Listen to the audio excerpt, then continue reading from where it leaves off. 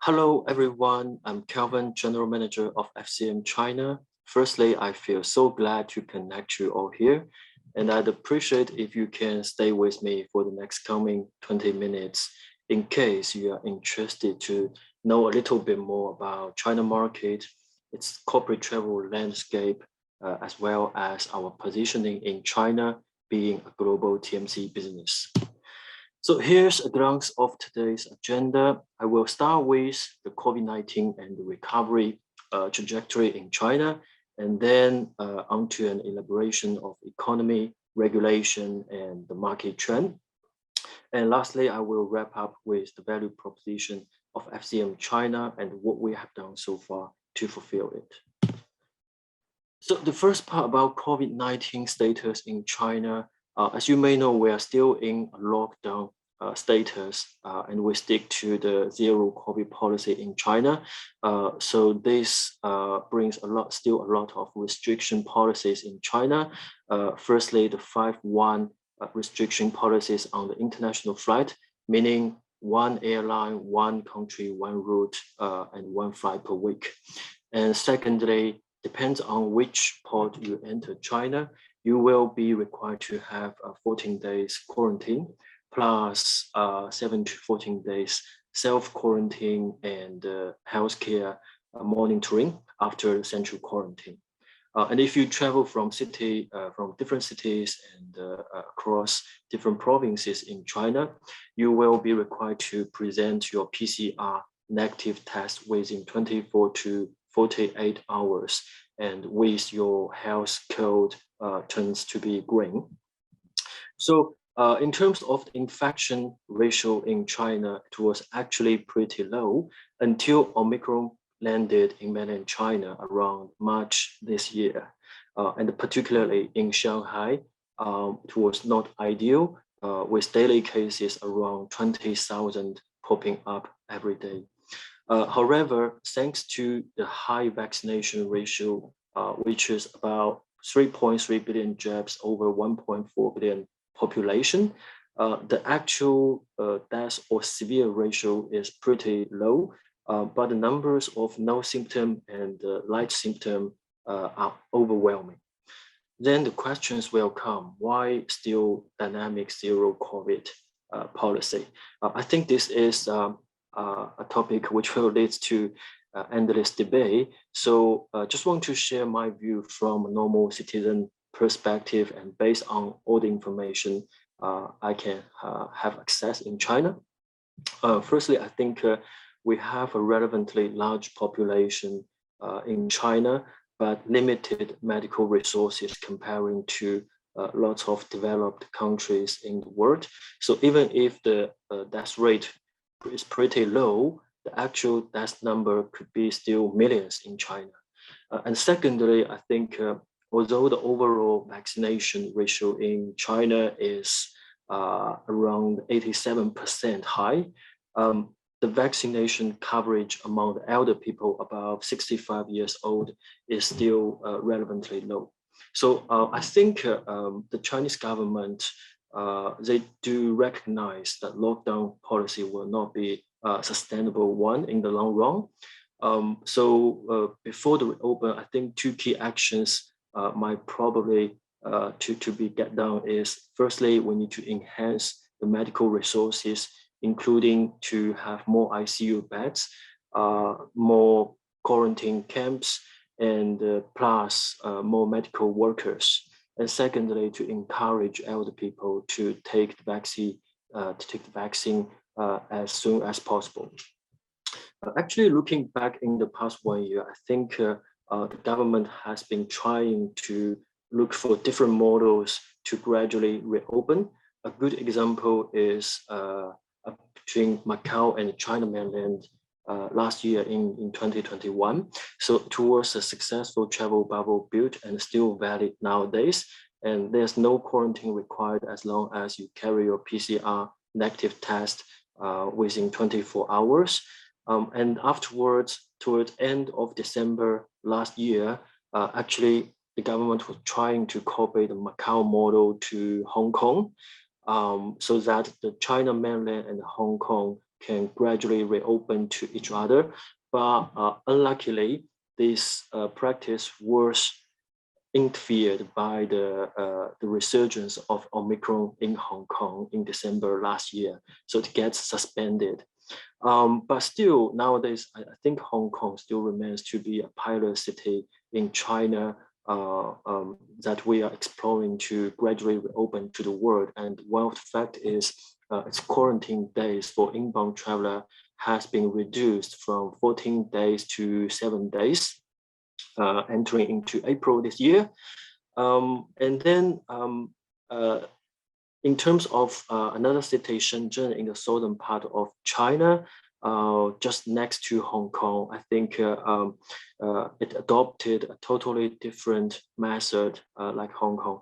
So still a traditional lockdown immediately after Omicron was identified, and after 2 weeks' time, the virus was successfully contained.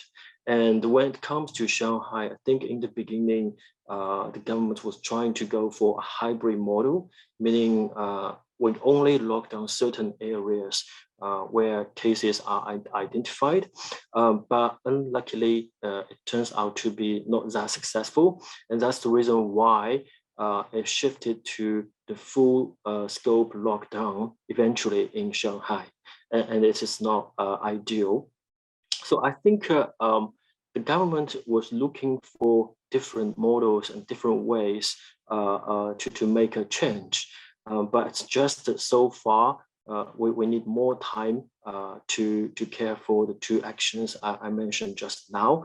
And hopefully after this wave, and the fact and the data obtained especially in Shanghai and Hong Kong will provide to be a good lesson or reference for us to optimize the policy moving forward so that it can balance economy and public health security.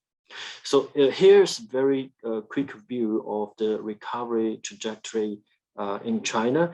As we can see for domestic air market, actually China was the first country to rebound through March to November 2022. 2020. And actually, it exceeded pre-COVID level in early 2021, but fell back to 75% pre-COVID level till Q1 2020. And of course, recently with the landing of Omicron, we anticipate there will be a further downturn of the domestic travel market entering into Q2 until the Omicron is relevantly contained. And about the domestic accommodation, the occupancy ratio is actually not too bad. It's around 80% pre-COVID level until Q1 this year.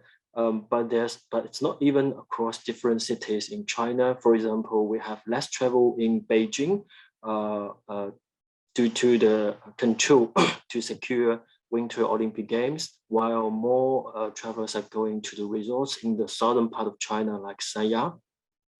And we've seen a trend of more travelers shift to land transportation instead of air. For example, the high-speed railway in China is very convenient. And for example, if you want to try to travel to the town nearby your city, you can take a private car. Because generally people think land transportation is safer and less complicated comparing to a flight in the pre-COVID world. And lastly, about international travel, it is actually another kind of story. And as we can see here, it still remains in a pretty low level, which is less than 5% pre-COVID level.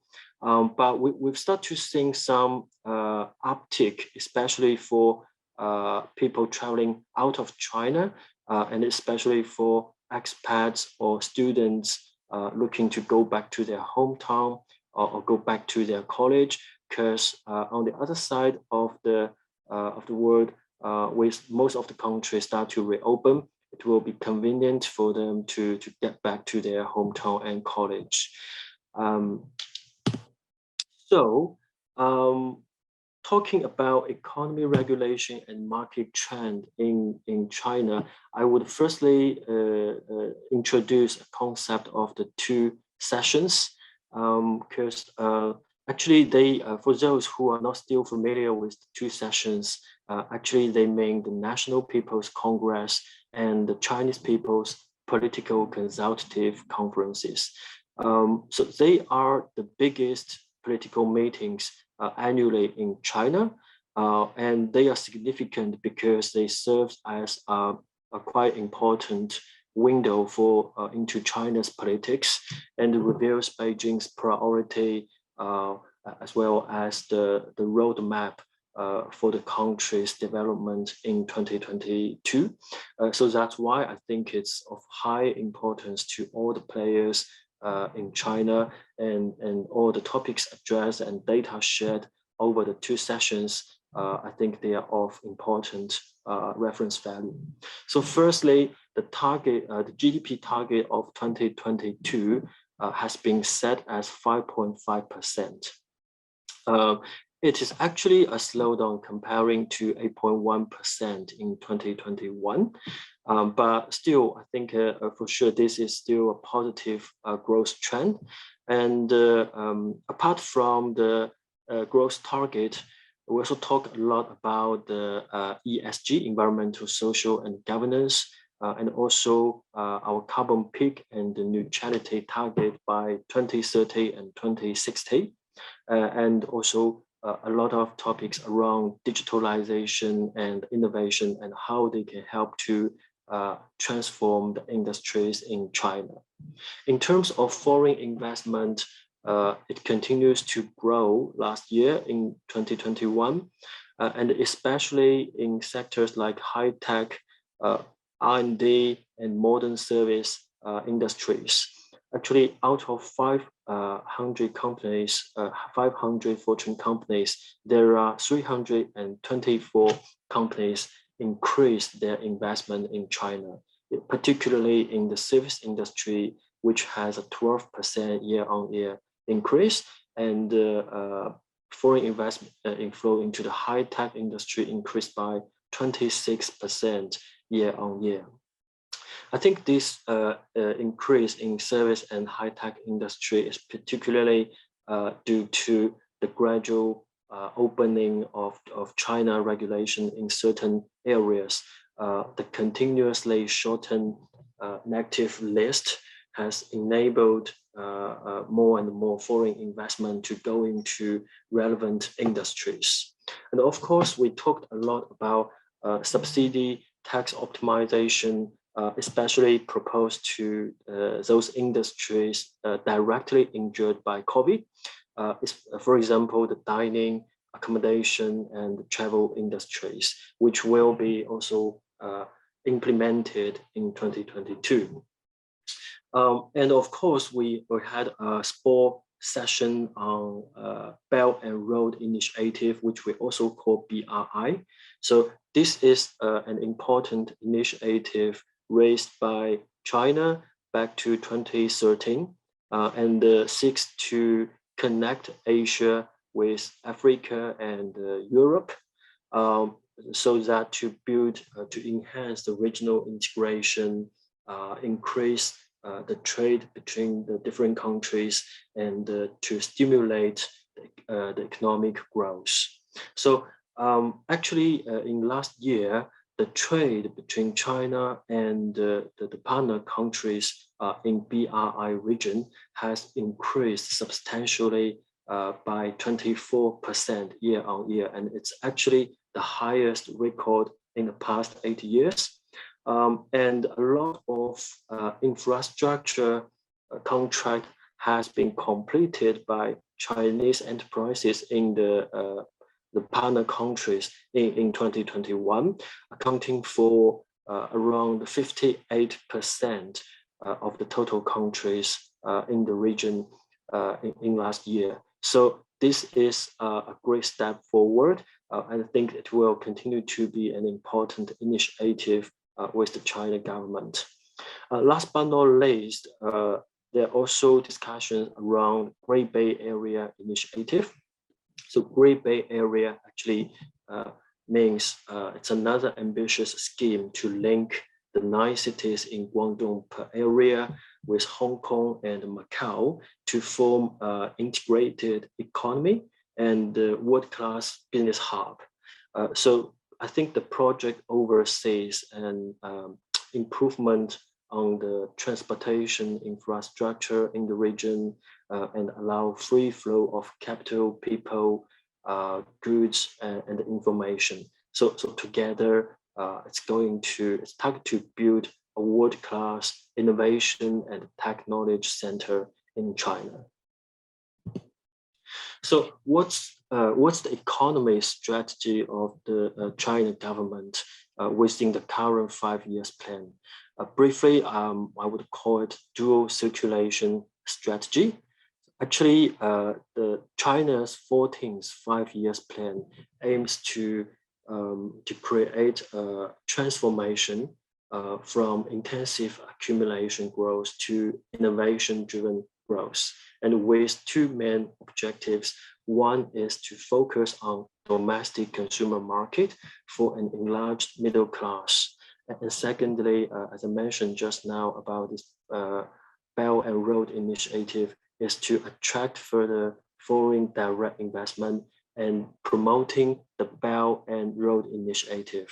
So what does it mean for local companies and MNCs in China? Firstly, I think they both have to drill down potentiality of domestic needs by further penetration and market segmentation. And for local companies particularly, they will have to maintain domestic competition advantage while preparing for relaunch cross-border expansion. And we've been talking to a lot of Chinese companies, especially in the new energy sector, who is going to prepare to relaunch their global expansion recently, even if they can't go out without quarantine now, but they are start to do the preparation. And for MNCs, I think they are more focusing on products, tax, and services that is not paralleled by domestic competitors yet. And they are reviewing and transforming their business to cope with the long-term goal, especially like the sustainability, digitalization, to reduce cost base and generate value. So in terms of the corporate travel market trend in China, I think we all know before COVID, it's actually a huge market, was $400 billion and probably the largest corporate travel market in the world. So I think the market trend has been changing from price only before to now a product, service, and more value-driven market. And based on our communication with clients in China, I think most large-scale companies are talking about SaaS-based digitalization and AI to help to reduce their cost base and increase their profitability from automation. And apart from the traditional growth target, more and more companies are talking about sustainability, duty of care targets that will be more and more important moving forward. So here is a graphic where I want to share with you, so you have a clear view of how the corporate travel ecosystem in China really looks like. So from right side, you will see the different kinds of suppliers in China, like the world, and you have GDS, NDC, airlines, land, hotel, transportation, OTA aggregators. All those suppliers, they are having a collaboration with the middle part, who are the service provider and system provider. But all the suppliers, they can also sell directly to clients in China. For example, the corporate deal or direct connection with the airlines, and especially for those large state-owned enterprises, they can plug in the content into their own platform, own travel platform. Then in the middle part, you will see we have the OA and ERP provider, and EMS stands for the expense management system companies. TMC is like us. And of course, we have different payment solution providers.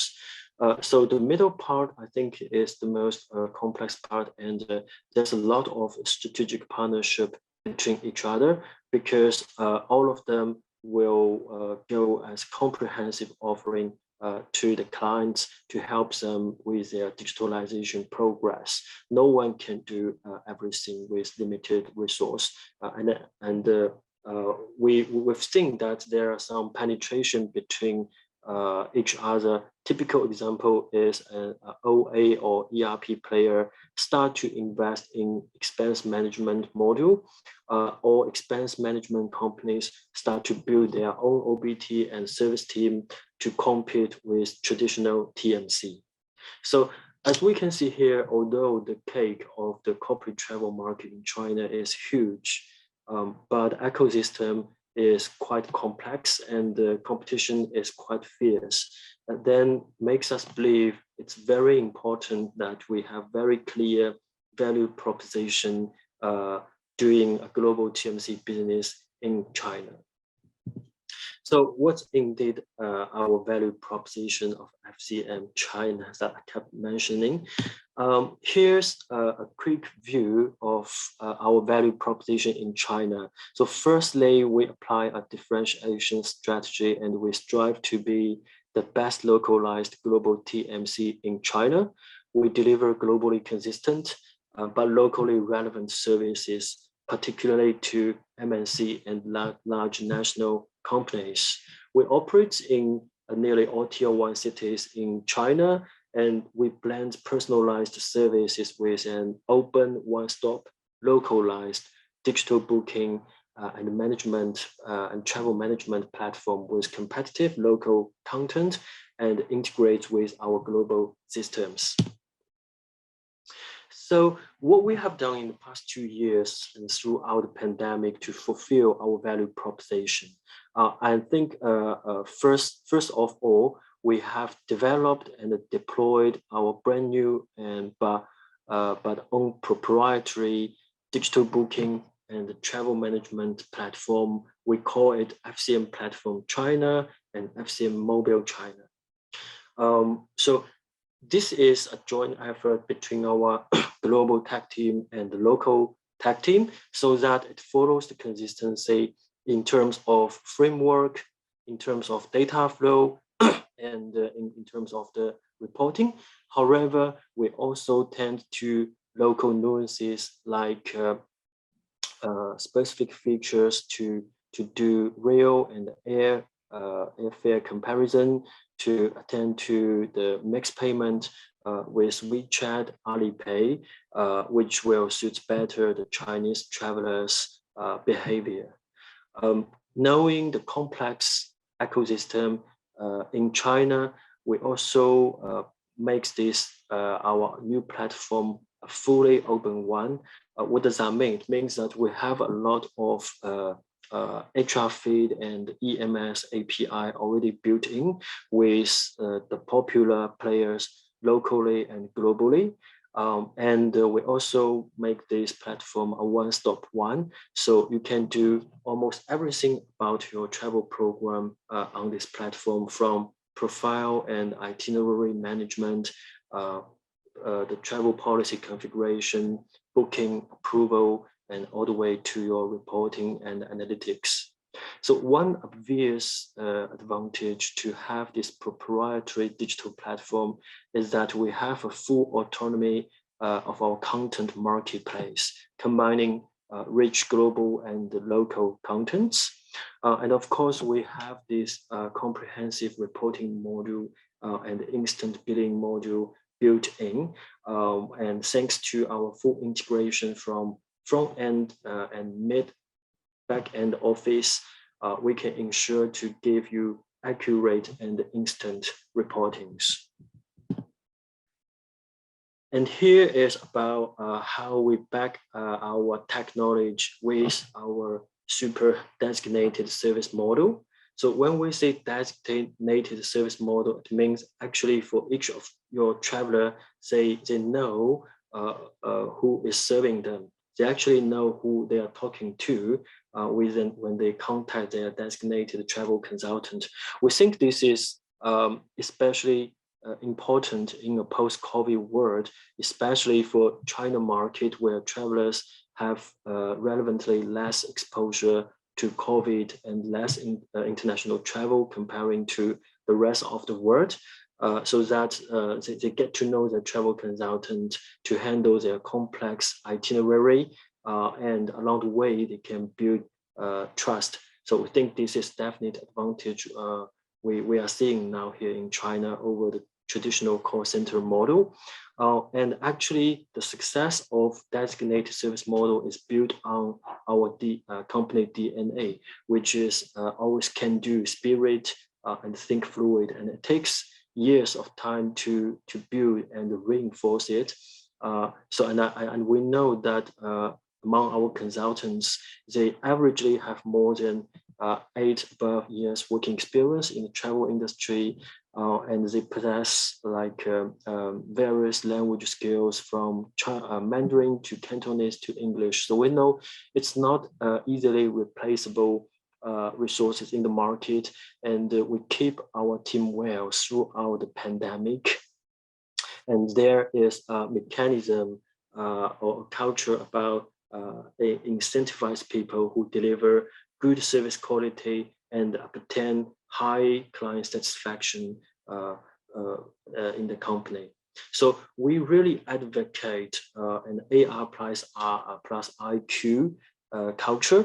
Well, what does that mean? Since we're talking about designated service model here, it doesn't mean to go against your OBT adoption or digitalization.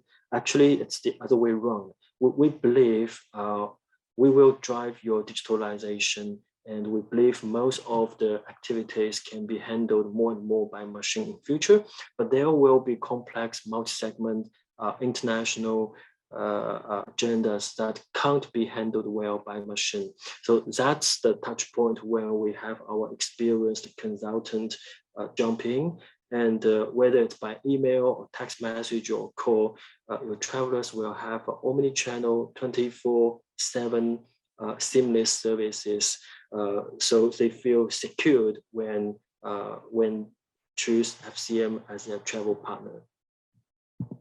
So lastly, I would like to talk about some global consistency that we follow in China. I think the global branding and the footprint is our core competition advantage in China, which differentiate us from thousands local players. So although we operate in different markets, including China, we give exactly the same customer journey to our clients, from the pre-sales consulting to solution design and to implementation, and afterwards go to trading and account management. We follow the same pattern. And of course, being a global company, you can fully rely on us for the compliance, and we stick to strictly the standard of cyber security and data privacy. In terms of data duty of care, we have a comprehensive BI reporting and collaboration with all the popular third-party risk management companies to boost your duty of care support.